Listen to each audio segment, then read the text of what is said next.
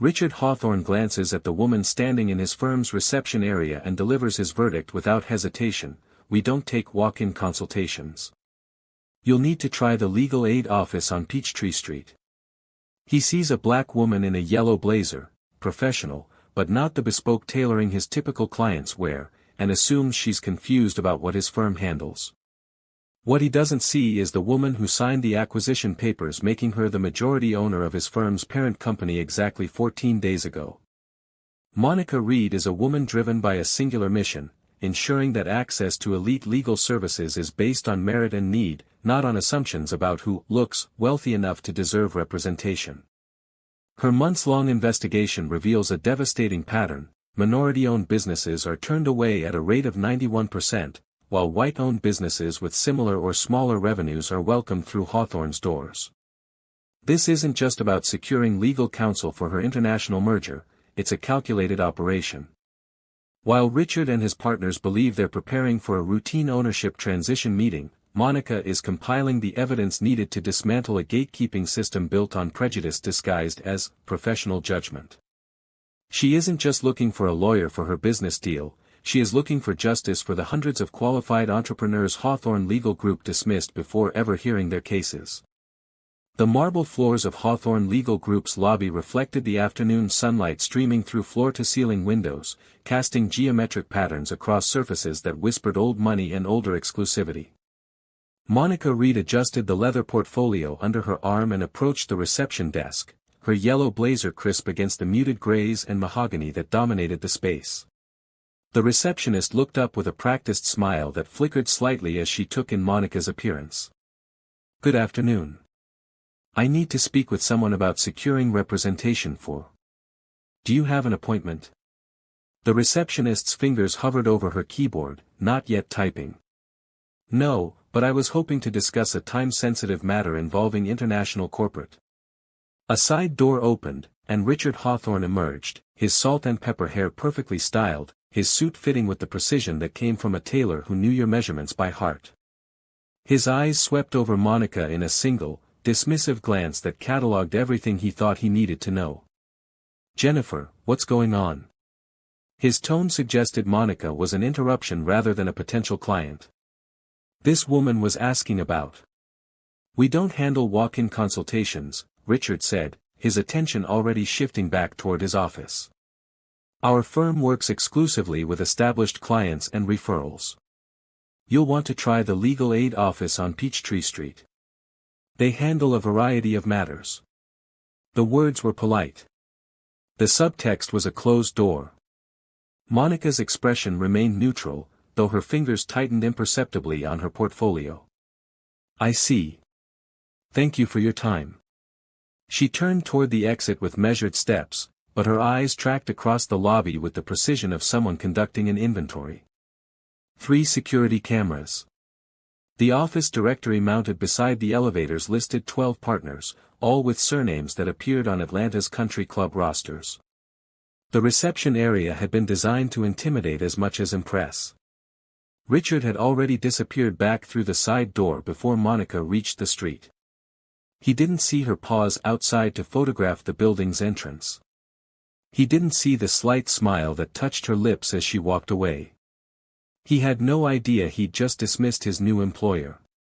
14 years earlier, Monica Reed had worked from a converted spare bedroom in a modest apartment, her first consulting contract spread across a desk she'd assembled herself. The client was a mid-sized manufacturing firm that needed help navigating supply chain disruptions. Monica delivered results that saved them $2.3 million in the first year. They told their competitors. Those competitors told their partners. By year 5, Reed Global Consulting occupied 2 floors of an office tower.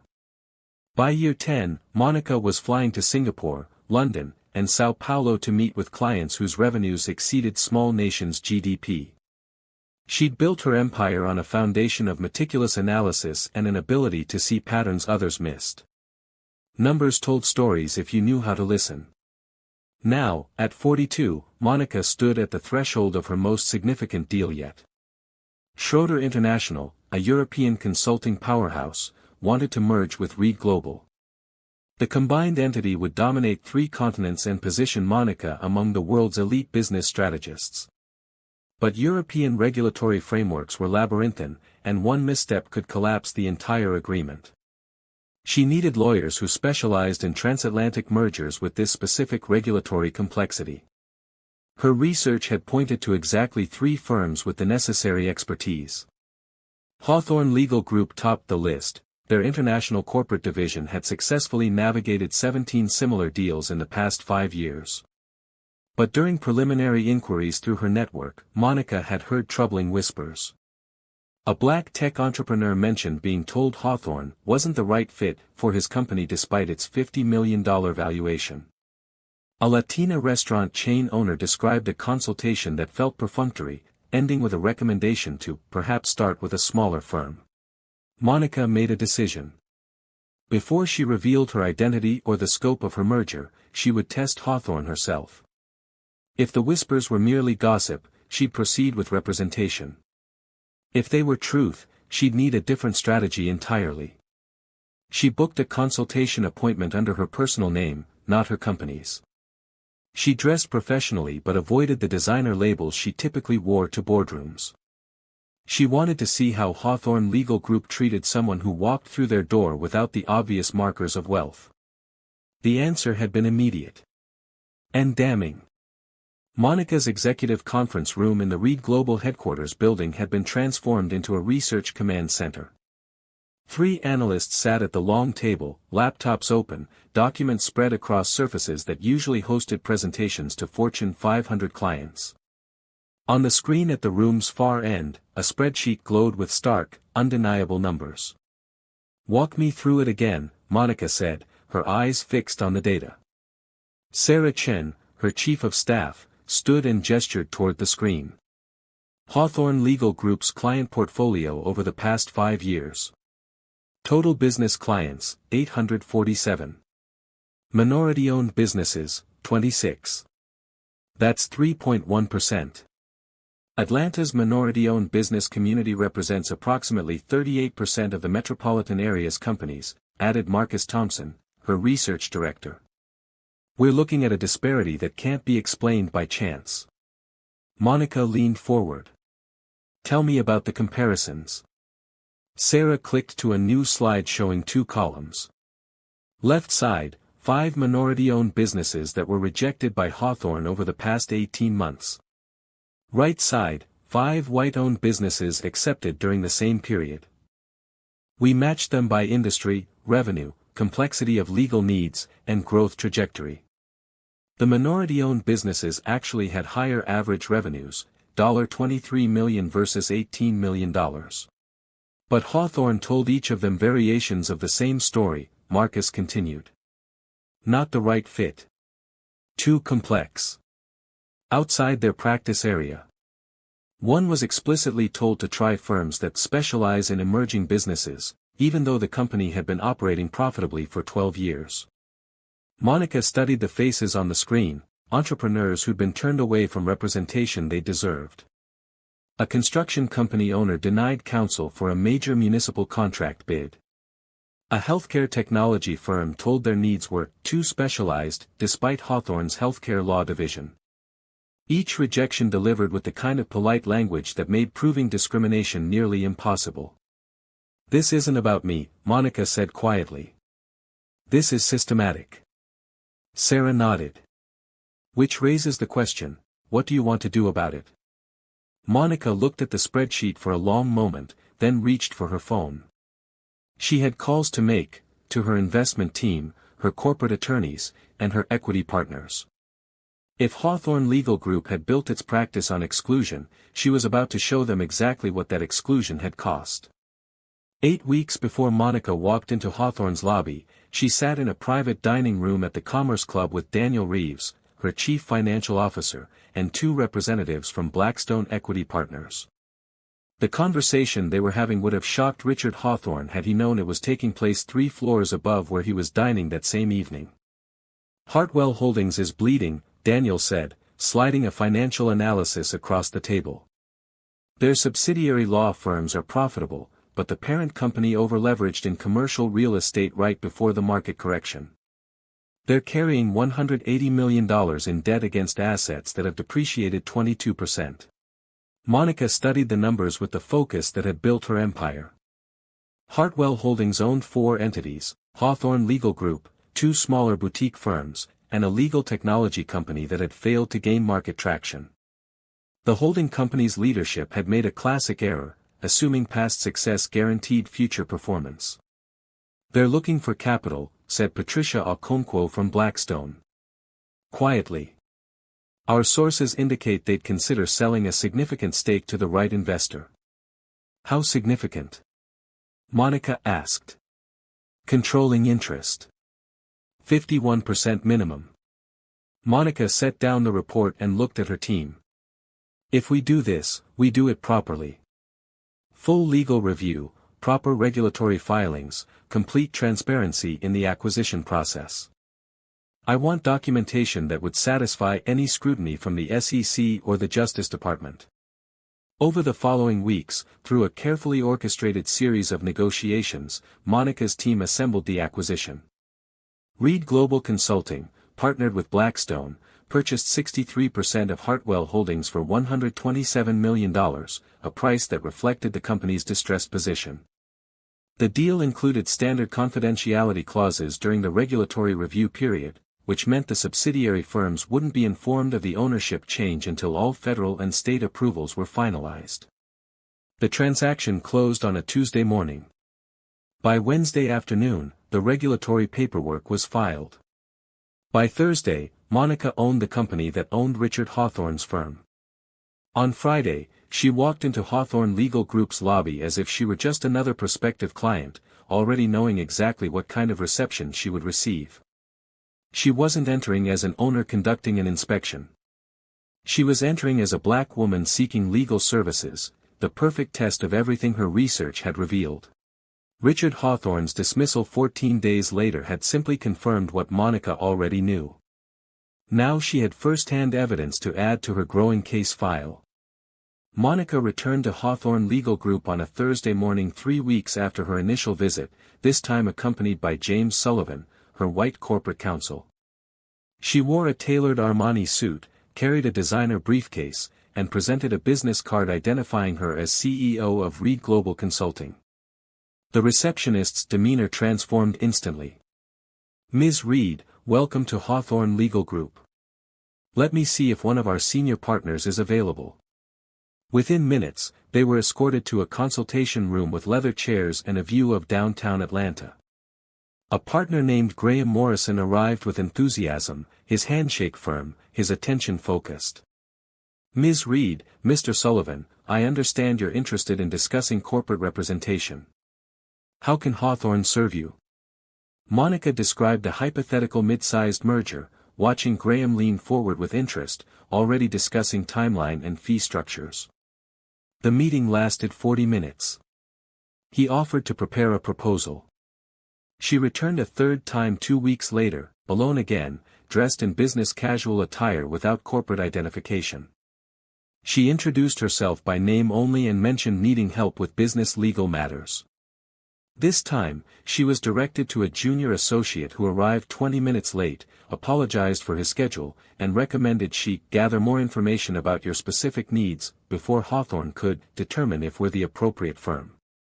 The meeting lasted 12 minutes. Each visit was documented. Monica disclosed at the beginning of each meeting that she recorded consultations for accuracy, a practice her corporate attorneys had confirmed was legal with prior notice in Georgia. She compiled emails showing intake procedures.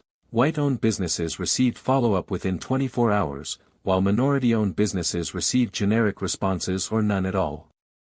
Her team identified 4 other business owners willing to share their Hawthorne rejection experiences on record. A pattern emerged with devastating clarity: the firm's discrimination was consistent, practiced, and nearly invisible to anyone who didn't know to look for it. Monica sat in her home office late one evening, reviewing the evidence she'd assembled. Videos, emails, comparative data, witness testimony. She had built prosecutions on less. But this wasn't a lawsuit she was planning. This was something Richard Hawthorne wouldn't see coming until it was far too late. Her phone buzzed with a message from her corporate attorney, regulatory approval complete. Ownership transition can be announced. How do you want to proceed? Monica's response was brief: schedule mandatory meeting for all Hawthorne partners. 2 weeks from today. Don't tell them why. Richard Hawthorne reviewed his presentation one final time, adjusting a slide about quarterly revenue growth. Hartwell Holdings' new ownership wanted to meet with senior partners from all subsidiary operations, a routine matter, he assumed, following the capital restructuring he'd been vaguely informed about. He'd prepared a polished overview of Hawthorne Legal Group's performance, client retention rates, successful case outcomes, strategic positioning in Atlanta's competitive legal market. The firm's conference room filled with partners, everyone dressed in their professional best, ready to make a strong impression on whoever was now signing their paychecks. Richard stood at the head of the table, confident and comfortable in his domain. The door opened. Monica Reed entered, flanked by 2 attorneys Richard didn't recognize, followed by a woman he did recognize, Jessica Winters from the State Bar's Ethics Committee. Behind them came 3 more people carrying tablets and leather portfolios. Richard's brain stuttered. He knew that face. The woman from the lobby. The walk-in he'd dismissed. But she was entering his conference room with an entourage that suggested authority, not supplication. "Good morning," Monica said, her voice clear and measured. She took the seat directly across from Richard, her team arranging themselves on either side. "I'm Monica Reed, CEO of Reed Global Consulting and majority shareholder of Hartwell Holdings. As of 3 weeks ago, I own 63% of the parent company that operates this firm." The room went silent.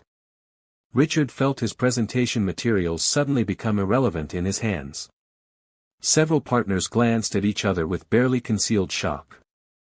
"I'm sure you have questions about the transition," Monica continued. "But before we discuss the future, we need to discuss the present. Specifically, we need to discuss how this firm selects its clients." She gestured to one of her attorneys, who opened a laptop and connected it to the conference room's display screen. An image appeared, the Hawthorne lobby, Monica approaching the reception desk. The date stamp showed her first visit. "Some of you may recognize this woman," Monica said, looking directly at Richard. "This is me, 4 weeks ago, seeking legal representation for a $200 million international merger. I was dismissed without consultation. Today, we're going to talk about why that happened. And we're going to talk about what happens next." Richard Hawthorne's face had gone pale. He opened his mouth to speak, but no sound came out. For the first time in his career, he had absolutely no idea what to say. Monica pressed a button on the laptop. Video footage played on the screen, Richard's voice clear as he told her to try legal aid, his dismissive glance, the speed with which he'd turned away. She paused the video and let the silence stretch. "That's one interaction," she said. "Here are the others." More footage appeared. Her second visit with James Sullivan, greeted warmly and taken seriously. Her third visit alone, redirected to a distracted junior associate. The disparity in treatment was impossible to deny.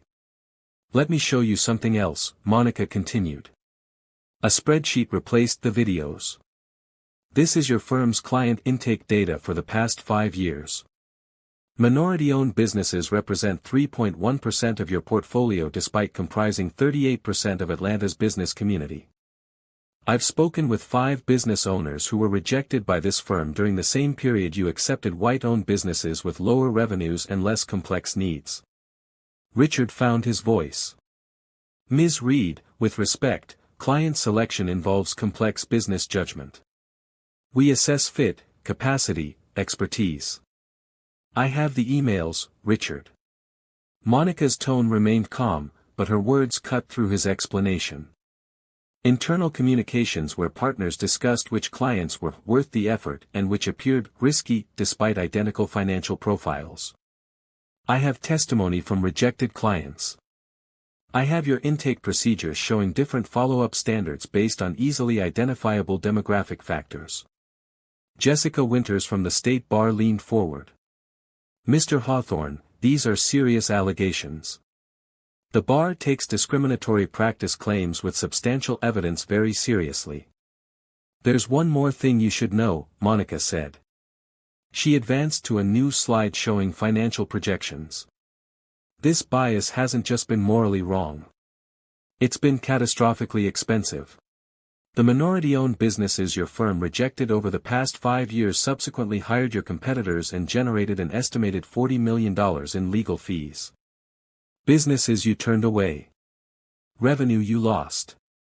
This discrimination cost Hartwell Holdings approximately $8 million annually.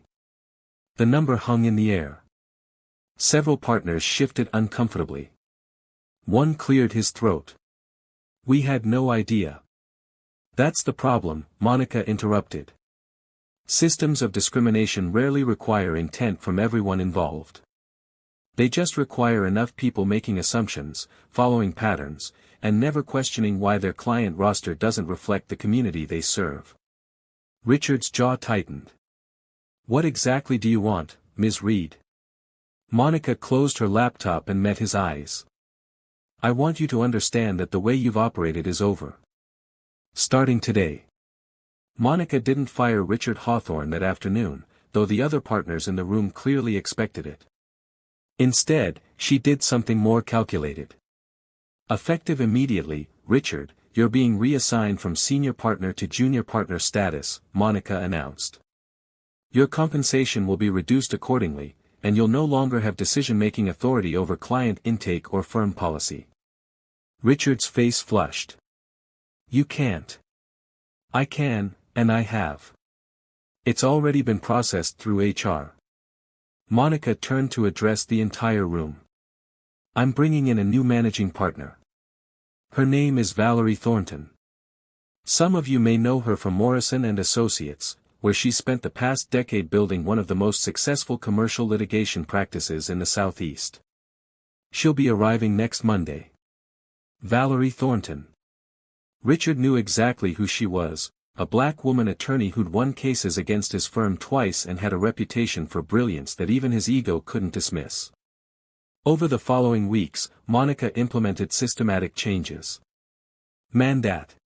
Over the following weeks, Monica implemented systematic changes. Mandatory bias training for all staff, not the perfunctory online modules firms use to check compliance boxes, but intensive workshops facilitated by experts in organizational discrimination. Restructured intake procedures with blind review processes that evaluated potential clients based on case merits and financial capacity, with demographic information removed until after initial assessment. She established a diversity committee with real power, not symbolic representation. The committee reviewed partnership decisions, compensation structures, and client relations practices. Monica also created a fund providing pro bono services to minority-owned businesses, particularly those previously excluded from elite legal representation. Richard lasted 6 weeks before resigning. 3 other partners left with him, and they took a handful of clients who preferred working with traditional firms. But something unexpected happened. 2 months after the restructuring, Hawthorne's client inquiries increased by 34%. Businesses that had written off elite legal services as inaccessible began reaching out. The firm's reputation transformed from exclusive to excellent.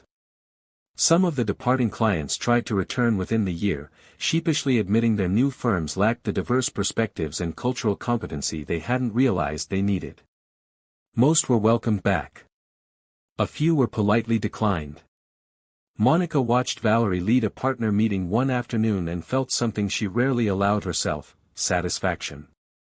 Not because she'd humiliated Richard Hawthorne, but because she transformed something broken into something functional. The work was far from over, but it had undeniably begun. 6 months after the restructuring, Monica stood at a podium in the Hyatt Regency Ballroom, accepting the National Bar Association's Corporate Leadership Award. The room was filled with attorneys, business leaders, and advocates who understood exactly what she'd accomplished at Hawthorne Legal Group. The transformation had become a case study, proof that dismantling discrimination wasn't just morally necessary but financially strategic. Her merger with Schroeder International had been completed with flawless execution, represented by a newly diverse team from Hawthorne that had navigated the complex transatlantic regulations perfectly. Reed Global Consulting had grown by 40%, now operating in 14 countries with revenues approaching $300 million. But as Monica returned to her table and checked her phone during dessert, she found a voicemail that shifted her focus entirely. "Ms. Reed, my name is Carmen Vasquez. I own a logistics company in Chicago. I was referred to you by someone who said you might understand what I'm going through. I approached Kellerman and Price for representation in a contract dispute, and, well, I was told they don't handle businesses like mine. I've heard that story before, but this time I can't just accept it. If you have a moment, I'd like to talk." Monica listened to the message twice. She pulled up her laptop and searched for Kellerman and Price. A prestigious Chicago firm, 150 years old, specializing in corporate law and commercial litigation. Their website showed a partner page with faces that looked remarkably similar to what Hawthorne's had looked like 6 months earlier. She glanced across the ballroom at Valerie, who was networking with a group of attorneys. The Hawthorne transformation had worked because Monica had been willing to acquire the firm and force change from a position of ownership. But she couldn't buy every discriminatory firm in America. There were hundreds of them, operating with the same polite exclusion Richard Hawthorne had perfected. Still, Carmen Vasquez had reached out. And if there was one call, there would be others. Monica typed a brief email to her executive team, research Kellerman and Price and their parent company financial status. Also, look into establishing a nonprofit focused on documenting and challenging discriminatory practices in elite professional services. I want preliminary plans by Friday. 3 days later, Monica boarded a plane to Chicago. Her briefcase contained legal documents, financial analyses, and contact information for business owners who'd been turned away from representation they deserved. She'd learned something crucial over the past months: one transformed firm created ripples. Those ripples reached people who'd been told their whole lives that certain doors simply weren't meant for them. Monica settled into her seat as the plane lifted off, Atlanta's skyline disappearing below. The work wasn't finished. It was only beginning. But for every Richard Hawthorne who thought he could decide who belonged in his lobby, there was now a Monica Reed willing to prove him catastrophically wrong. The fortress of exclusion had more gates to breach. She was ready.